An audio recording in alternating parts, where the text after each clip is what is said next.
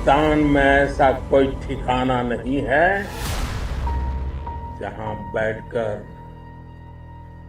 आतंकवादी चैन की सांस ले सके। हम घर में घुसकर मारेंगे और बचने का एक मौका तक नहीं देंगे। 6 और 7 मई की दरमियानी रात, समय रात के 1 बजे।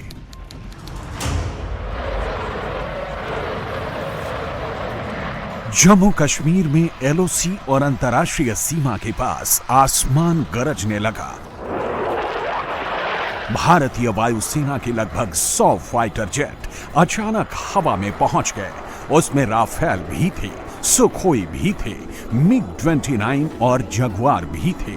भारत के किसी भी फाइटर जेट ने सरहद पार नहीं की, मगर पाकिस्तान पर बम बरसने लगे।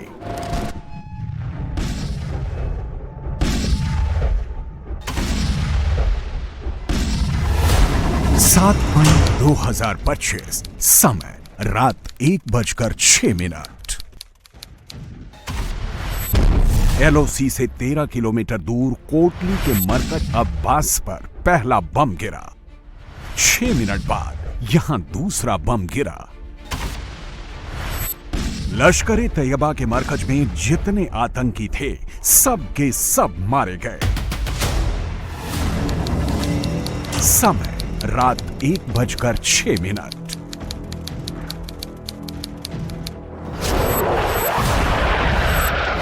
इंटरनेशनल बॉर्डर से 25 किलोमीटर दूर पाकिस्तान वाले पंजाब के मुरीदके में भारत का दूसरा हमला हुआ। मुरीदके कैंप पर एक के बाद एक 4 स्कैल्प मिसाइलें गिरी, जिसने लश्कर ए तैयबा के हेडक्वार्टर को कब्रिस्तान बना दिया।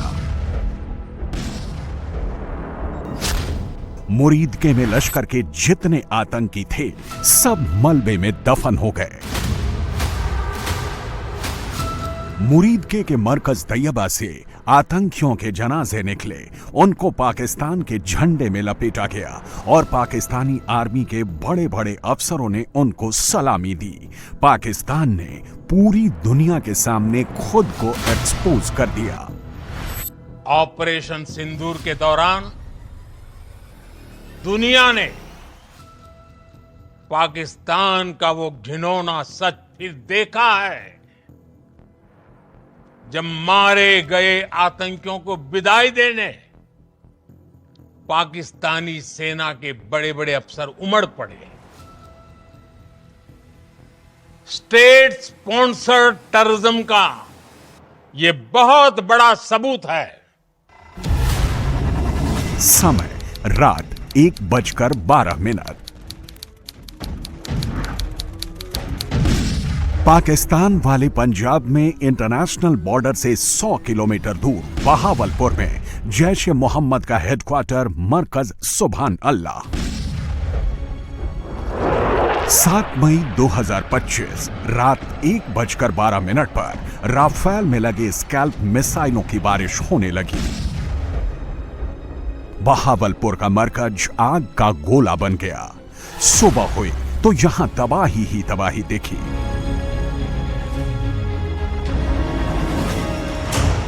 स्कैल्प मिसाइलों ने मरकज सुभान अल्लाह की कंक्रीट की छत छेद दी। भारतीय स्कैल्प मिसाइल मरकज सुभान अल्लाह की फर्श को छेदते हुए बेसमेंट में बने बंकर तक पहुंच गए। फिर धमाका हुआ।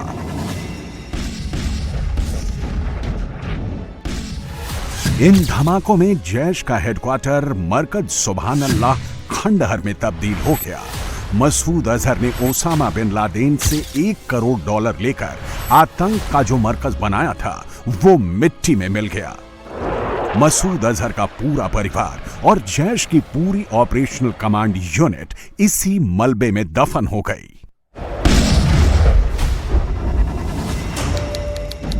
रात 1:08, गुलपुर, कोटली, पीओके।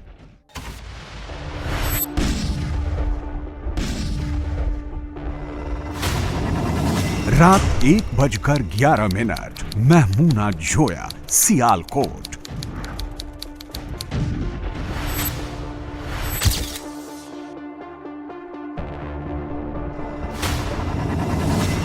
रात 1:13 मुजफ्फराबाद पीओके।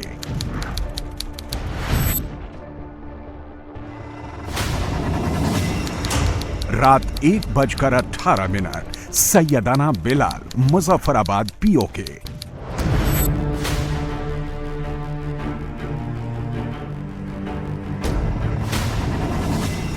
रात 1:19 भिम्बर पीओके।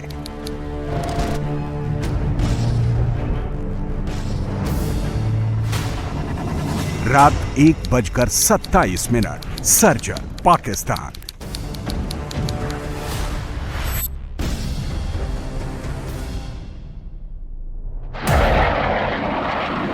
23 मिनट के अंदर अंदर भारत ने पाकिस्तान के पंजाब और पीओके के 9 आतंकी ठिकानों को ध्वस्त कर दिया।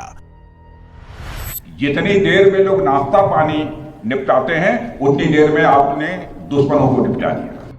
सरहद से दूर के आतंकी ठिकानों पर स्कैल्प मिसाइलें चली तो सरहद के पास वाले आतंकी ठिकानों पर बंकर को भी फाड़ देने वाले गाइडेड हैमर बम गिरे।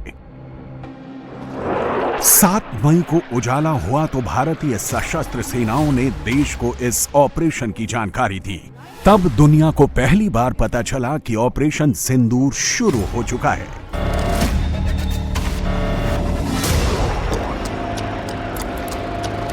इस कार्रवाई में 9 टेररिस्ट कैंप्स को टारगेट किया गया और पूरी तरह से इसे बर्बाद किया गया। इन लक्ष्यों का चयन विश्वसनीय इंटेलिजेंस सूचनाओं के आधार पर हुआ ताकि आतंक गतिविधियों की रीढ़ तोड़ी जा सके और यह खास ध्यान दिया गया कि निर्दोष नागरिकों और सिविलियन इंस्टॉलेशन को नुकसान न पहुंचे। ऑपरेशन सिंदूर यानी पहलगाम आतंकी हमले का बदला। ऑपरेशन सिंदूर यानी भारत की बहनों बेटियों के माथे से सिंदूर मिटाने का इंतकाम। ऑपरेशन सिंदूर यानी पाकिस्तान के आतंक के खिलाफ हिंदुस्तान का ऐलानी जंग। ऑपरेशन सिंदूर ये सिर्फ नाम नहीं है, ये देश के कोटि कोटि लोगों की भावनाओं का प्रतिबिंब है। ऑपरेशन सिंदूर न्याय की अखंड प्रतिज्ञा है।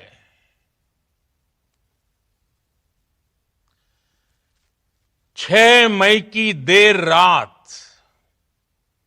7 मई की सुबह पूरी दुनिया ने इस प्रतिज्ञा को परिणाम में बदलते देखा है। भारत की सेनाओं ने पाकिस्तान में आतंक के ठिकानों पर, उनके ट्रेनिंग सेंटर्स पर सटीक प्रहार किया। आतंकियों ने सपने में भी नहीं सोचा था कि भारत इतना बड़ा फैसला ले सकता है। 22 अप्रैल 2025 समय दोपहर 2 बजे बैसरन घाटी पहलगाम। 22 अप्रैल 2025 को पहलगाम की बैसरन वैली में पाकिस्तान समर्थित और पाकिस्तान में प्रशिक्षित आतंकियों ने 26 पर्यटकों की हत्या की थी। हिंदुओं को धर्म पूछकर मारा गया था। पत्नी के सामने पति से धर्म पूछा और हिंदू बताने पर गोली मार दी। पति के शव के पास बैठी नई दुल्हन की ये तस्वीर पहलगाम टेरर अटैक का सिंबल बन गई। तब देश ने एक कसम ली, पहलगाम का बदला लेना है। जिन्होंने ये हमला किया है उन आतंकियों को और इस हमले की साजिश रचने वालों को उनकी कल्पना से भी बड़ी सजा मिलेगी। पहलगाम के बाद जंग की तैयारी होने लगी। दिल्ली में दिन रात बैठकें होने लगी। सरहद पर वॉर गेम शुरू हो गए। अरब सागर में भारतीय नौसेना ने मिसाइलों का टेस्ट शुरू कर दिया। एक्सप्रेस वे पर फाइटर्स का टच एंड गो टेस्ट होने लगा। भारत ने सिंधु जल समझौता सस्पेंड कर दिया। बगलिहार और सलाल डैम के गेट बंद कर दिए। पानी बंद होने से पाकिस्तान का हलक सूखने लगा। वो खून खून चिल्लाने लगा। पाकिस्तान के मंत्री और प्रधानमंत्री सब एक साथ एटम बम की धमकी देने लगे। पाव पाव भर के एटम बम होने के बावजूद पाकिस्तान को डर लग रहा था। उसने पहलगाम टेरर अटैक के फौरन बाद पीओके के आतंकी कैंपों से आतंकवादियों को बाहर निकाल दिया। बॉर्डर के पास तमाम कैंप खाली करा लिए गए। जैसे जैसे समय गुजरता रहा, पाकिस्तान निश्चिंत होने लगा। पहलगाम अटैक के 10 दिन बाद आतंकी फिर से टेरर कैंपों में लौटने लगे। भारतीय सेनाओं को जब पक्के इंटेलिजेंस इनपुट मिल गए, तब ऑपरेशन सिंदूर लॉन्च हो गया। ऑपरेशन सिंदूर आतंकवाद के खिलाफ भारत द्वारा चलाई गई अब तक के इतिहास की, मैं मानता हूं, यह सबसे बड़ी कार्रवाई है। 35-40 वर्षों से भारत सरहद पार से चलाए जा रही आतंकवाद का सामना कर रहा है। आज भारत ने पूरी दुनिया को यह साफ कर दिया है, यह स्पष्ट कर दिया है कि आतंकवाद के खिलाफ हम किसी भी हद तक जा सकते हैं। 7 मई शाम 7 बजे पूरे देश में वॉर की मॉक ड्रिल होने वाली थी। 200 से ज्यादा जिलों में युद्ध के सायरन बजने वाले थे। उससे पहले ही पाकिस्तान में ऑपरेशन सिंदूर के सायरन बज गए। जब पाकिस्तान में आतंक के अड्डों पर भारत की मिसाइलों ने हमला बोला, भारत के ड्रोन्स ने हमला बोला, तो आतंकी संगठनों की इमारतें नहीं, बल्कि उनका हौसला भी थर्रा गया। बहावलपुर और मुरिद के जैसे आतंकी ठिकाने एक प्रकार से ग्लोबल टेररिज्म की यूनिवर्सिटीज रही है। दुनिया में कहीं पर भी जो बड़े आतंकी हमले हुए हैं, चाहे 9/11 हो, चाहे लंदन ट्यूब बॉम्बिंग हो, या भारत में दशकों से जो बड़े बड़े आतंकी हमले हुए हैं, उन सब के तार कहीं ना कहीं आतंक के इन्हीं ठिकानों से जुड़ते रहे हैं। आतंकियों ने हमारी बहनों का सिंदूर उजाड़ा था, इसलिए भारत ने आतंक के ये हेडक्वार्टर्स उजाड़ दिए। भारत के इन हमलों में 100 से अधिक खूंखार आतंकवादियों को मौत के घाट उतारा गया है। आतंक के बहुत सारे आका बीते 2.5-3 दशकों से खुलेआम पाकिस्तान में घूम रहे थे, जो भारत के खिलाफ साजिशें करते थे। उन्हें भारत ने एक झटके में खत्म कर दिया।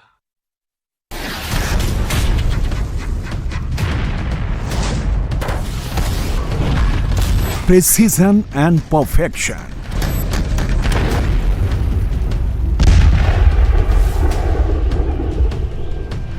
अचूक और सटीक,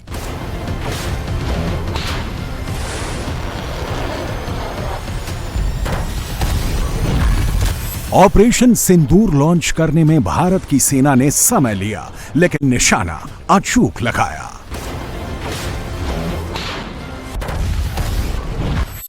ऑपरेशन सिंदूर कोई सामान्य सैन्य अभियान नहीं है। ये भारत की नीति, नियत और निर्णायक क्षमता की त्रिवेणी है। भारत बुद्ध की भी धरती है और गुरु गोविंद सिंह जी की भी धरती है। अधर्म के नाश और धर्म की स्थापना के लिए शस्त्र उठाना, ये हमारी परंपरा है। इसलिए जब हमारी बहनों, बेटियों का सिंदूर छीना गया, तो हमने आतंकियों के फन को उनके घर में घुस के कुचल दिया। भारत माता की जय! भारत माता की जय! भारत माता की जय! भारत की सेना के पास 21 टेरर टारगेट थे, लेकिन हमले के लिए सिर्फ 9 टारगेट सेलेक्ट किए गए। सेना और वायुसेना ने 9 टारगेट लॉक किए और सबको मिट्टी में मिला दिया।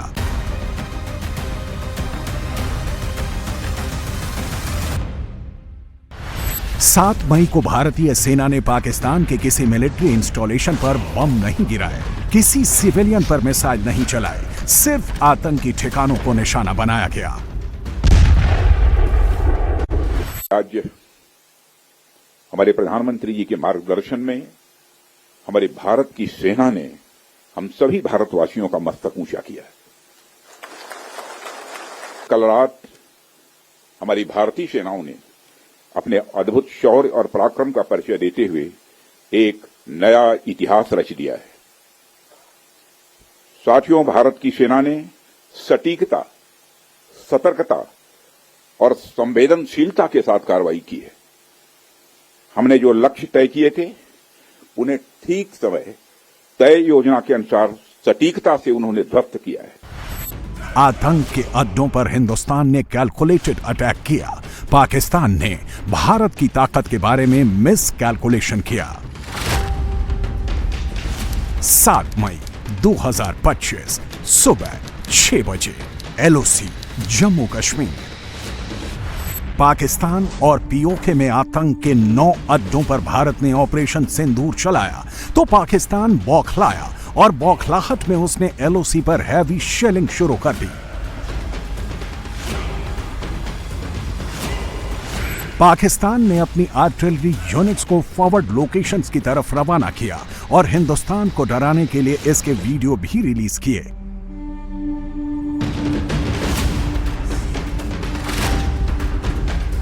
सात मई 2025 समय रात 8:30 एलओसी और अंतर्राष्ट्रीय सीमा।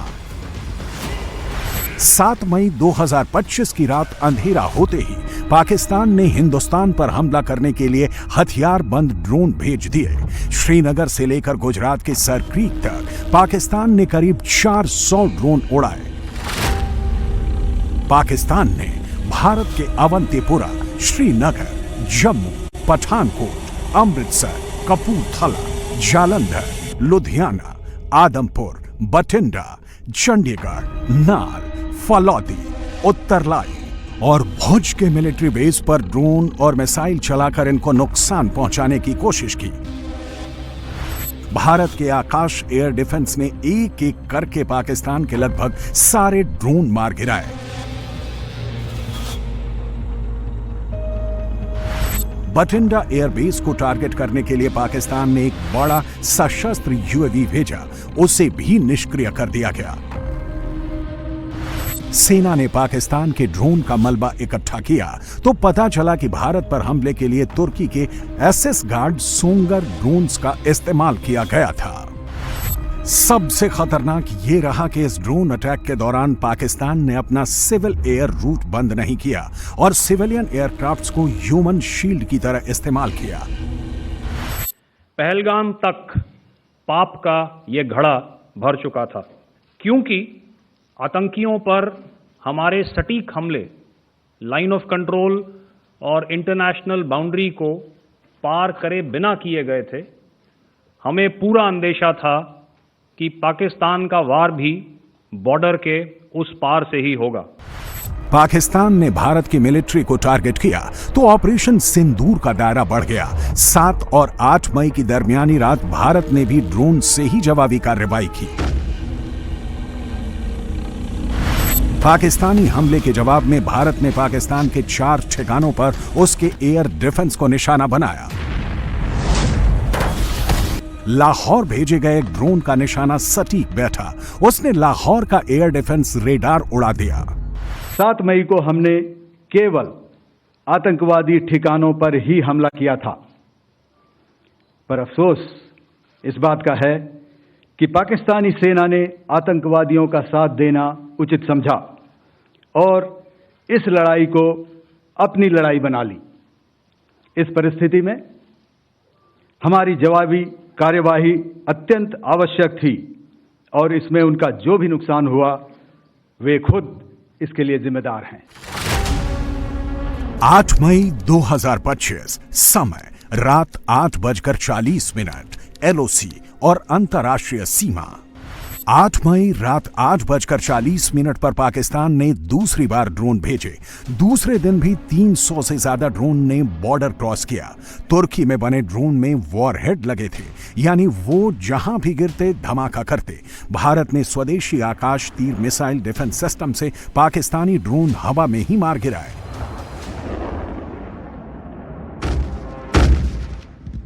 धमाके हुए लेकिन आसमान में हुए।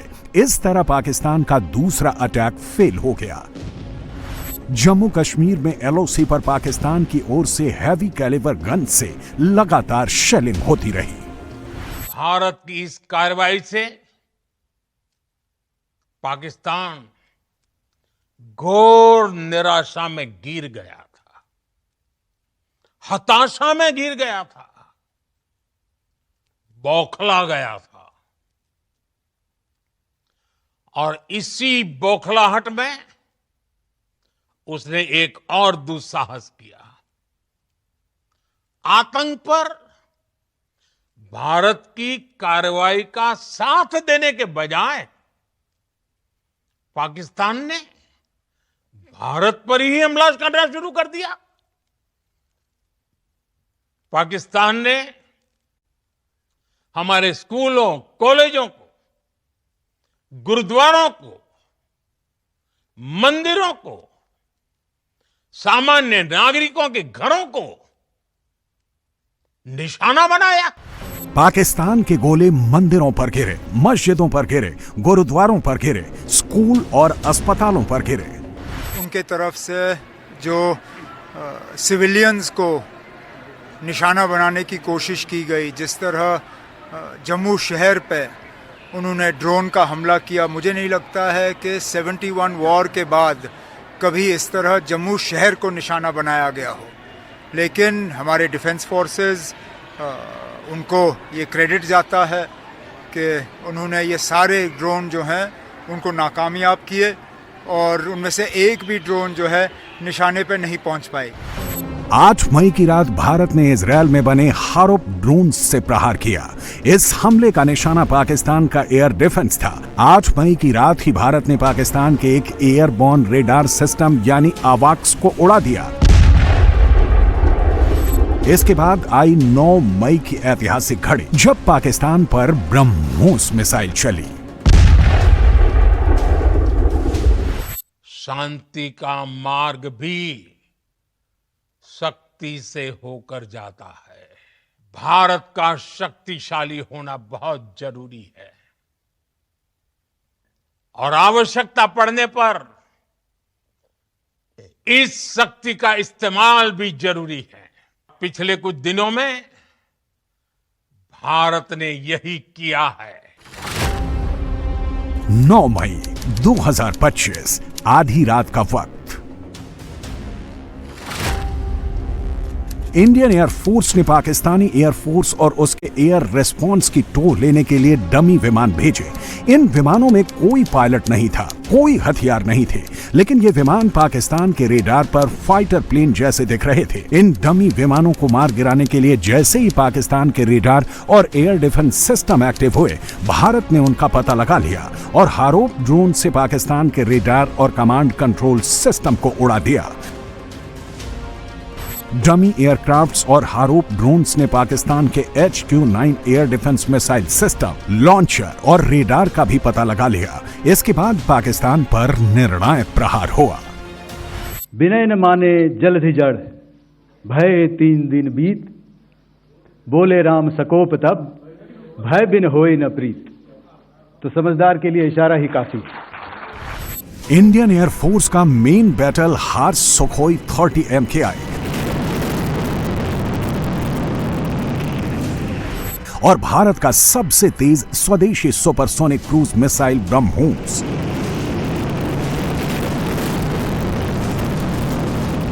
भारत 2021 से ही इस अमोघ कॉम्बिनेशन का टेस्ट कर रहा है। 9 मई 2025 को भारत ने पहली बार यह ब्रह्मास्त्र चलाया। 1-2 नहीं, पूरी 15 मिसाइलें एक साथ पाकिस्तान के 11 एयरबेस पर गिरी। रावलपिंडी के नूर खान चकलाला एयरबेस को ब्रह्मोस ने बर्बाद कर दिया।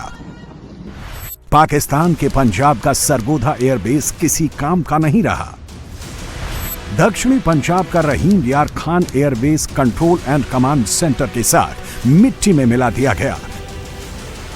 गिलगित बाल्टिस्तान के स्कार्दो एयरबेस पर भी ब्रह्मोस का हमला हुआ। सिंध में जैकोबाबाद का शहबाज एयरबेस ब्रह्मोस से तबाह हो गया। पंजाब का चुनियन एयरबेस अब भारत के खिलाफ काम में नहीं लाया जा सकेगा। सिंध का भोलारी एयरबेस पूरी तरह से तबाह हो गया। ब्रह्मोस की चपेट में आने के बाद सिंध का सक्कर एयरबेस अब बलूचिस्तान को कवर नहीं दे पाएगा। पंजाब का मुरीद एयरबेस, यहां पंजाब अपनी मिसाइलों का जखीरा रखता है। ब्रह्मोस ने इसके डिपो को भी तबाह कर दिया। पूर्वी पंजाब का सियालकोट एयरबेस ध्वस्त हो गया। शोरकोट का रफीकी एयरबेस भी भारत के हमले की जद में आ गया। ब्रह्मोस दुनिया के सबसे तेज सुपरसोनिक क्रूज मिसाइल्स में से एक है। ब्रह्मोस सिर्फ एक हथियार नहीं है, बल्कि यह अपने आप में एक मैसेज है। मैसेज हमारी आर्म्ड फोर्सेस के स्ट्रेंथ का है। मैसेज दुश्मन के प्रति हमारी डेटरेंस का है, प्रतिरोधक क्षमता का है। मैसेज हमारी बॉर्डर्स की सेफ गार्डिंग के हमारी प्रतिबद्धता का है। सिंध के भोलारी एयरबेस पर 4 ब्रह्मोस मिसाइलें गिरी। यहां हैंगर में रखा पाकिस्तान का एक अवाक्स विमान पूरी तरह से बर्बाद हो गया। पाकिस्तान की सेना ने भी माना कि भोलारी में उनका एक पायलट मारा गया। शहबाज एयरबेस पहले ऐसा था, हमले के बाद शहबाज एयरबेस ऐसा हो गया। पंजाब के सरगोधा एयरबेस पर ब्रह्मोस मिसाइल गिरी तो इसके रनवे पर एक बड़ा सा गड्ढा हो गया। ब्रह्मोस की मार से सिंध के सक्कर एयरबेस की सूरत भी बदल गई। पाकिस्तान को सबसे ज्यादा चोट नूर खान चकलाला एयरबेस पर ब्रह्मोस के हमले से लगी। 9 मई की रात ऑपरेशन सिंदूर की निर्णायक रात थी। ब्रह्मोस के अलावा भारत ने स्कैल्प, रैम्पेज और क्रिस्टल मेज मिसाइलें भी दागी। 10 मई की सुबह पाकिस्तान की सेना ने अपने देश की आवाम को खुश करने के लिए एक वीडियो रिलीज किया। इसमें पाकिस्तान की सेना भारत के ऊपर फतेह मिसाइल लॉन्च करती दिख रही है।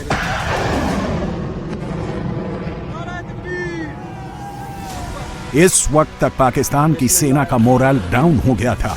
वो अपने एयरबेस को भी नहीं बचा पाया था। युद्ध के नाम पर उसे अपना फेस बचाना था। पीओके में पाकिस्तान हैवी आर्टिलरी गन्स चलाता रहा। चाइनीज SH-15 155 mm गन्स के गोले भारत में LOC के करीब गांव पर गिरते रहे। मेरे पीछे आप ये मकान देख सकते हैं, ये एक कंक्रीट मकान था, लेकिन मोटार शेल्स की वजह से एक ब्लास्ट होने के बाद जो है आप देख सकते हैं कि ये घर जो है पूरी तरह से तबाह हो चुका है। ये बहुत हाई वैल्यू टारगेट हो सकता था, लेकिन जहां ये गिरा है वहां ये खाली मकान है। इससे ज्यादा यहाँ कोई इम्पैक्ट नहीं हुआ, किसी तरह का कोई नुकसान नहीं, किसी तरह की कोई किसी के घायल होने की खबर नहीं। इस वक्त हम पुंछ के गुरुद्वारा सिंह सभा में मौजूद हैं, जहां गोले से हमला किया गया। ये शेल जब यहां पहुंचा तो यहां टकराया और यहां इस लेंटर पर लगभग 10 से 12 इंच का यहां छेद हुआ और उसके बाद जो स्प्लिंटर्स निकले वो इतने पावरफुल थे कि ये लोहे की चौखट जो है वो यहां से कट गई। पाकिस्तान ने बैलिस्टिक और क्रूज मिसाइलों से और मानव रहित लड़ाकू विमानों के जरिए भारत पर हमला करने की कोशिश की, तो भारत ने उसे S-400 mid range surface to air missile और आकाश एयर डिफेंस सिस्टम से रोक दिया। मैं होशियारपुर जिले के कमाही देवी गांव में मौजूद हूं और यहां पर आपको देखें, ये दरअसल पहाड़ी एरिया है, रिज एरिया है और यहां पर आपको सबसे पहले मैं वो मिसाइल दिखा दूं। ये चीन की बनी हुई मिसाइल है, यानी मेड इन चाइना है। ये किसी मिसाइल का टुकड़ा है, क्योंकि एयर डिफेंस सिस्टम जो है हमारा इतना स्ट्रांग है कि पाकिस्तान से जो भी मिसाइल और ड्रोन आ रही है उनको ऊपर ही निस्ते नाबूद किया जा रहा है, न्यूट्रलाइज किया जा रहा है। पूरा राजू बेला जो सिसरा गांव है, इसके अंदर आज तकरीबन सुबह 4:50 पर इस तरह की आवाजें यहां पर लोगों ने सुनी कि तेज धमाका हुआ है। उसके बाद जब यहां पर देखा गया तो ये जो खेतों का इलाका है, इसमें पूरी तरीके से तकरीबन 5 से 6 फीट का गड्ढा यहां पर हो गया। इसके बाद पाकिस्तान ने मिस इन्फॉर्मेशन कैंपेन शुरू किया। भारत के फाइटर प्लेन्स, भारत के एयरबेस और S-400 एयर डिफेंस सिस्टम को नष्ट करने का दावा किया।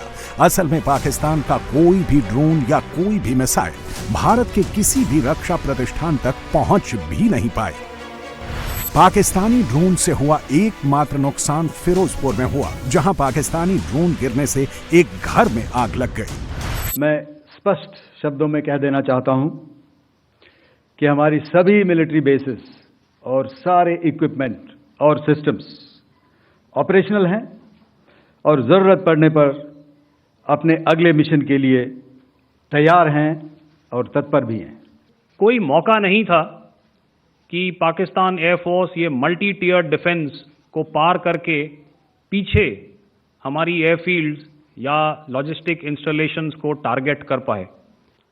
कोई भी संदिग्ध और दुश्मन के हवाई जहाज को कैरल बैटल ग्रुप के कई 100 किलोमीटर पास आने का मौका नहीं दिया। 11 एयरबेस तबाह होने के बाद पाकिस्तान को पैनिक अटैक आने लगे।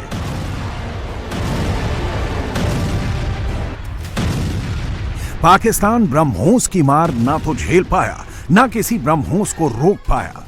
चीन से पाकिस्तान को एयर डिफेंस के नाम पर धोखा मिला।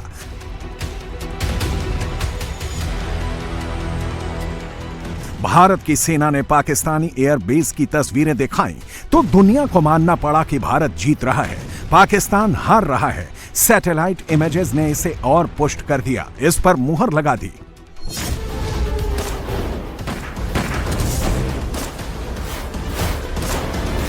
इंडियन नेवी को ऑपरेशन सिंदूर में एक्टिवली पार्टिसिपेट करने का मौका नहीं मिल पाया। अरब सागर में INS विक्रांत का बेड़ा ऑपरेशन के लिए तैयार था। उससे पहले ही पाकिस्तान ने सीज फायर का सफेद झंडा लहराना शुरू कर दिया। Director General of Military Operations of Pakistan called the Director General of Military Operations of India at 15:35 hours earlier this afternoon. It was agreed between them that both sides would stop all firing and military action on land and in the air and sea with effect from 1700 hours Indian Standard Time today. Instructions have been given on both sides to give effect to this understanding. 10 मई तक भारतीय सेना का target पूरा हो चुका था। पाकिस्तान ने surrender करते हुए सीज फायर का प्रस्ताव रखा तो हिंदुस्तान ने उसे मान लिया।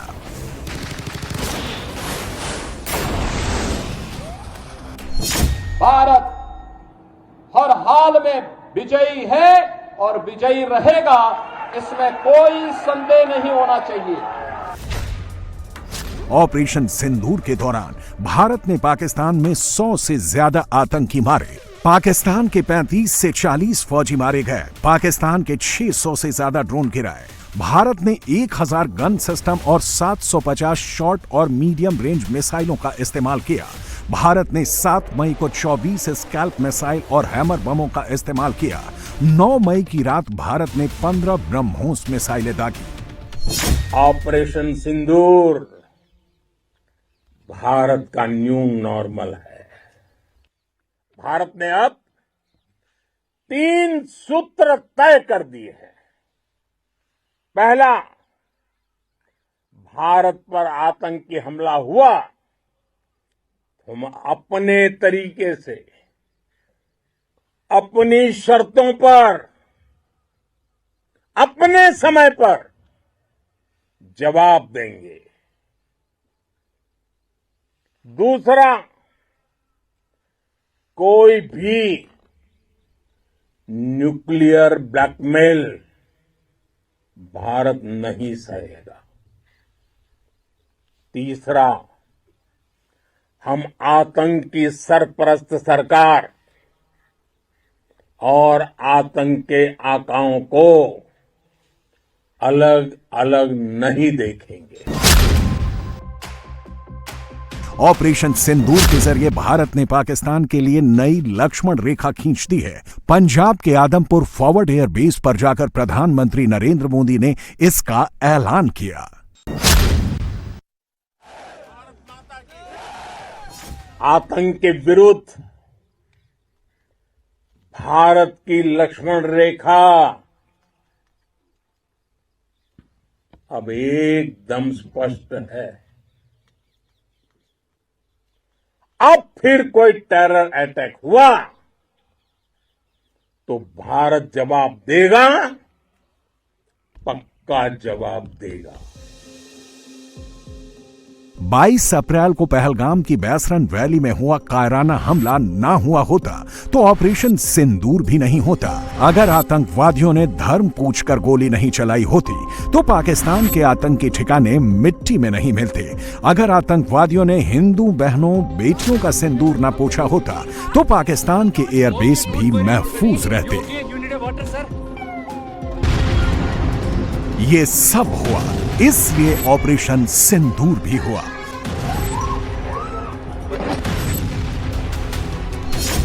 पाकिस्तान की गुहार के बाद भारत ने सिर्फ अपनी सैन्य कार्रवाई को स्थगित किया है। अगर पाकिस्तान ने फिर से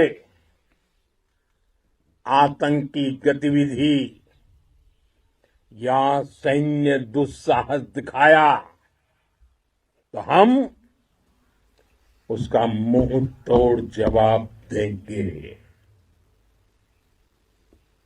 ये जवाब अपनी शर्तों पर, अपने तरीके से देंगे। ऑपरेशन सिंदूर अभी खत्म नहीं हुआ है। ऑपरेशन सिंदूर अब भी जारी है। भारत के खिलाफ पाकिस्तान की धरती पर जब तक एक भी आतंकी जिंदा है तब तक ऑपरेशन सिंदूर चलता रहेगा। अभी तो ये ट्रेलर रिलीज हुआ है, पूरी पिक्चर अभी बाकी है। ऑपरेशन सिंदूर अभी खत्म नहीं हुआ है। जो कुछ भी हुआ है वह सिर्फ एक ट्रेलर मात्र था। जब भी सही समय आएगा तो हम पूरी पिक्चर भी दुनिया को दिखाएंगे।